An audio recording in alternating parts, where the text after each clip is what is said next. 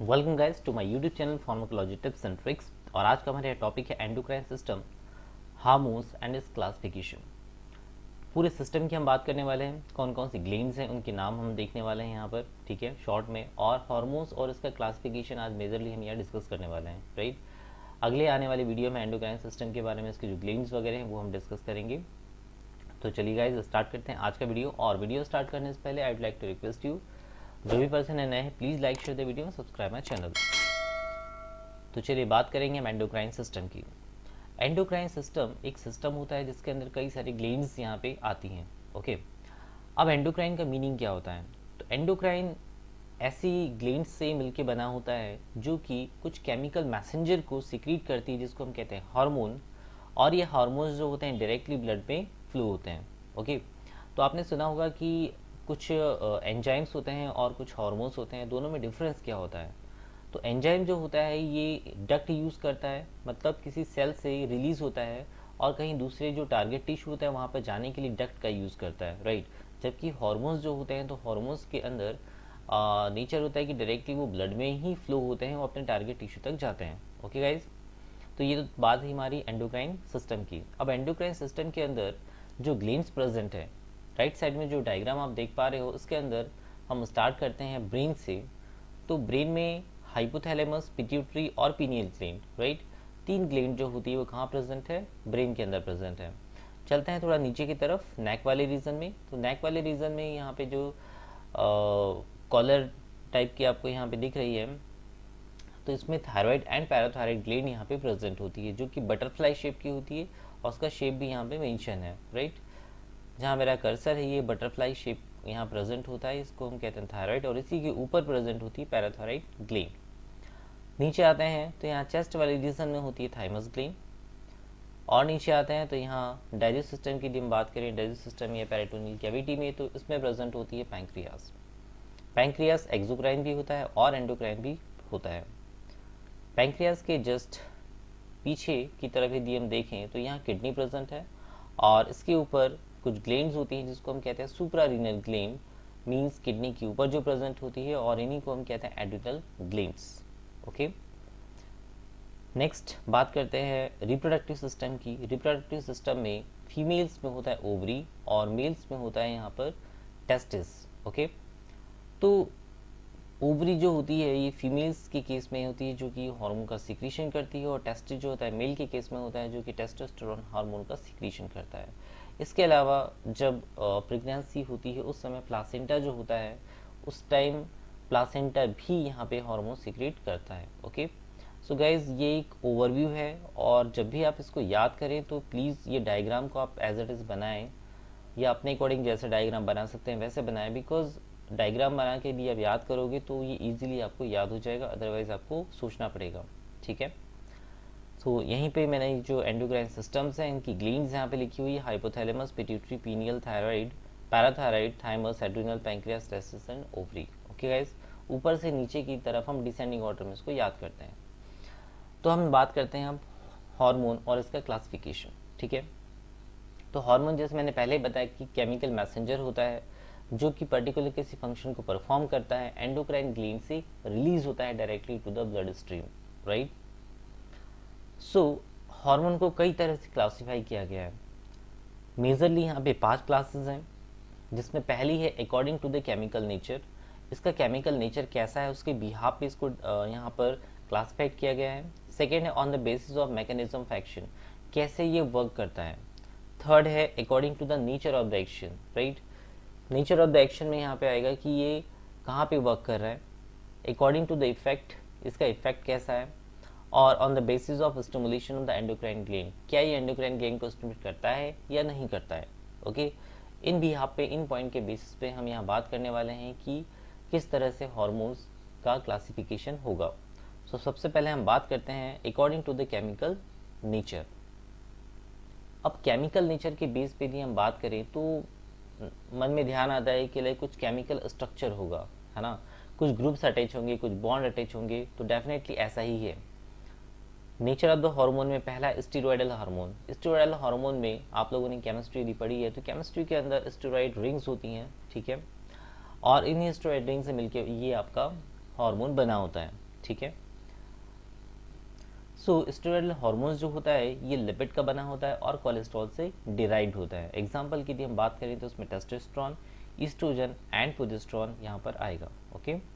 Second है amine hormone. Amine hormone जो होता है नाम से क्लियर है कि अमाइन ग्रुप का होगा। अब इस एमिनो ग्रुप के अंदर भी बात करते हैं तो ये टायरोसिन रेसिड्यूज जो होते हैं उनका डेरिवेटिव होता है। ठीक है। तो अमाइन हार्मोन जो होता है ये टायरोसिन एमिनो एसिड से मिलकर बना होता है। एग्जाम्पल है T3, T4, एपिनेफ्रिन और नॉर एपिनेफ्रिन। नेक्स्ट है पेप्टाइड हार्मोन। पेप्टाइड हार्मोन ये कुछ एमिनो एसिड के रेसिड्यूज से मिलकर बना होता है। ठीक है।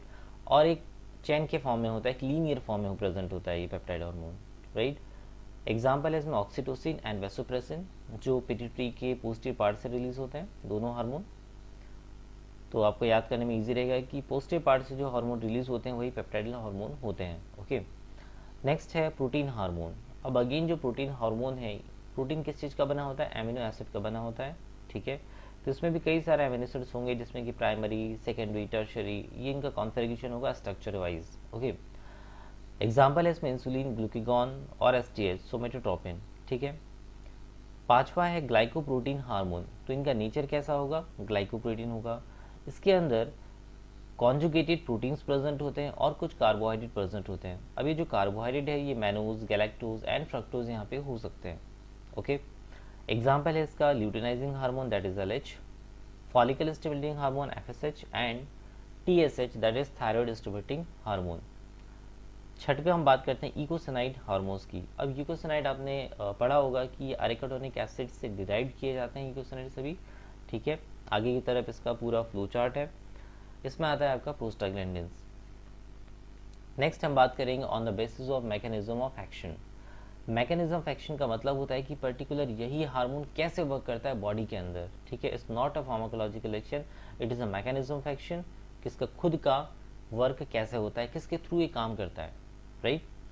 तो इसमें हम दो तरह के इसमें डिवाइड करते हैं, group 1 hormone and group 2 hormone. Group 1 hormone का जो मैकेनिज्म है इसके बारे में यदि हम बात करें तो पहले ही है साइट ऑफ बाइंडिंग, कहाँ जाके ये बाइंड होता है। ठीक है। तो इसमें आप दो चीज़ ध्यान रखिए कि जो मैकेनिज्म ऑफ एक्शन बेस्ड यहाँ पर क्लासिफिकेशन है ये डिपेंड करता है कि इसका रिसेप्टर कहाँ प्रेजेंट है। ठीक है। अब रिसेप्टर जो है या तो सेल के ऊपर हो सकता है या सेल के अंदर हो सकता है। ठीक है। मतलब इंट्रासेलुलर हो सकते हैं या सेल सरफेस के ऊपर हो सकते हैं। ओके। तो वहीं ग्रुप 1 हार्मोन जो होता है ये वर्क करता है इंट्रासेलुलर रिसेप्टर के ऊपर, मतलब सेल के अंदर इसकी बाइंडिंग साइट प्रेजेंट होती है जहाँ जाके हार्मोन रिसेप्टर के साथ में कॉम्प्लेक्स बनाता है जिसको हम बोलते हैं HRC कॉम्प्लेक्स। ठीक है। आगे जो भी बायोकेमिकल फंक्शन होने वाला है उसके लिए HRC कॉम्प्लेक्स का बनना बहुत ज़रूरी है। ठीक है। एग्जाम्पल इसमें हम बात करेंगे एस्ट्रोजन, प्रोजेस्टेरोन, टेस्टोस्टेरोन और T3, T4 की। ओके। अब साइट ऑफ बाइंडिंग तो हमने देख ली। नेचर ऑफ द हार्मोन क्या होगा? ये होता है lipophilic and derived from the cholesterol except T3 and T4। अब आप सोचिए कि जो इसका रिसेप्टर है कहाँ? सेल के अंदर है। सेल के अंदर है इसलिए इसको कहाँ जाना पड़ेगा? सेल के अंदर जाना पड़ेगा। कैसे जाएगा? तो इसका नेचर यहाँ लाइपोफिलिक नेचर होता है, इजीली यहाँ से क्रॉस होकर चला जाता है। राइट। ट्रांसपोर्टेशन के लिए हम बात करें तो ये कुछ ट्रांसपोर्ट प्रोटीन के साथ में पूरे बॉडी में सर्कुलेट होता है। हाफ लाइफ, इसकी हाफ लाइफ लॉन्गर होती है क्योंकि ये लाइपोफिलिक नेचर का है। अब ग्रुप 2 हार्मोन, इसकी जो साइट ऑफ बाइंडिंग होती है वो सेकेंड वाला होता है कि ये सेल सरफेस रिसेप्टर पे ही बाइंड होता है। ठीक है। जो कि प्लाज्मा मेम्ब्रेन पे प्रेजेंट होता है। Right. It stimulate the release of certain molecules. Certain molecule का मतलब है कि ये खुद तो आया है पर साथ में दूसरे मॉलिक्यूल को ये क्या करता है? स्टिमुलेट करता है, जिसको हम कहते हैं सेकेंडरी मैसेंजर। ठीक है। ये सेकेंडरी मैसेंजर आगे के बायोकेमिकल फिनोमेना को मेंटेन करते हैं। राइट। तो इसका नेचर ऑफ द हार्मोन होता है लाइपोफोबिक, क्योंकि ये खुद वहाँ से क्रॉस नहीं हो रहा है, सेल सरफेस पे इसका रिसेप्टर है, इसलिए लाइपोफोबिक इसका नेचर है। राइट। और ट्रांसपोर्टेशन के लिए हम बात करें तो ग्रुप 1 हार्मोन जहाँ पर कुछ प्रोटीन के साथ में ट्रांसपोर्ट हो रहा था, ग्रुप 2 हार्मोन जो है फ्री फॉर्म में ट्रांसपोर्ट होता है, इसमें कोई भी प्रोटीन यहाँ पे इन्वॉल्व नहीं होता। हाफ लाइफ भी यदि हम बात करते हैं इसकी हाफ लाइफ शॉर्ट होती है, मिनट्स में होती है, जबकि ग्रुप 1 हार्मोन जो कि लाइपोफिलिक होता है इसकी हाफ लाइफ भी ज़्यादा होती है। सो हम केमिकल मैसेंजर की बेस पे इस ग्रुप 2 हार्मोन को और दूसरे हार्मोन में डिवाइड करते हैं। ठीक है। तीन टाइप के इसको केमिकल मैसेंजर होते हैं। पहला होता है cyclic AMP. Cyclic AMP based जो सेकेंडरी मैसेंजर के थ्रू काम करते हैं उनका नाम है ACTH, FSH और LH। वाइल सेकेंड मैसेंजर यदि फॉस्फोलिपिड, इनोसिटोल और कैल्शियम यदि होता है तो जो हार्मोन काम करते हैं that is the TRH, GnRH और गैस्ट्रिन हार्मोन होता है। और कुछ अननोन ही यहाँ पे प्रोड्यूस होता है जिसमें कि इंसुलिन और हम बात करेंगे ऑक्सीटोसिन हार्मोन की। ठीक है,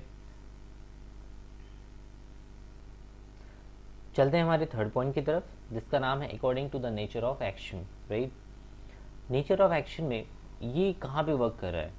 ओके, लोकली वर्क कर रहा है या जनरल पूरी बॉडी में वर्क कर रहा है? अब ऐसा नहीं है कि हार्मोन जो है वो पूरी बॉडी में वर्क नहीं कर रहा है, बट लोकली इसका फर्स्ट एक्शन कहाँ पे आ रहा है?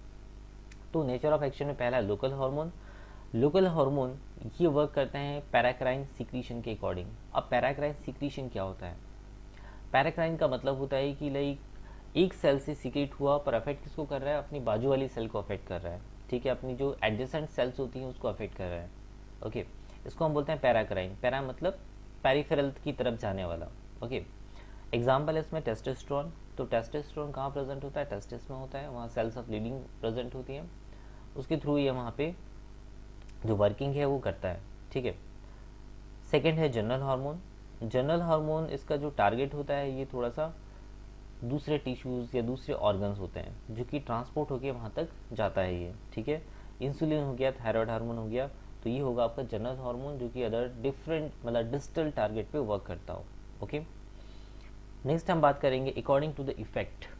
इसका इफेक्ट कैसा आ रहा है, आगे की तरफ ही क्या कर रहा है? काइनेटिक कर रहा है या फिर मेटाबॉलिक फंक्शन को रेगुलेट कर रहा है या मार्फोजेनेटिक फंक्शन को रेगुलेट कर रहा है? तो इसी में सबसे पहला है काइनेटिक हार्मोन। काइनेटिक हार्मोन जो होता है may cause the pigment migration, muscles contraction and glandular secretion. ये तीन वर्क है जो कि आएंगे आपके काइनेटिक हार्मोन्स के अंडर में। एग्जाम्पल है पिनेलिन, MSH एंड एपिनेफ्रिन। ठीक है, इसमें जो पिगमेंटेशन का है आपको बहुत कॉमनली याद होगा, that is melanocyte stimulating hormone, that is MSH। Okay, second है metabolic hormone. Metabolic hormone metabolism से रिलेटेड होगा।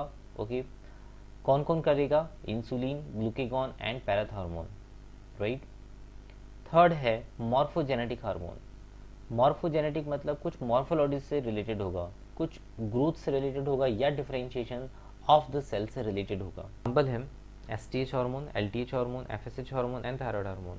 राइट, नाउ नेक्स्ट हम बात करेंगे इसके पांचवें बेसिस की जिसका नाम है stimulation of the endocrine gland.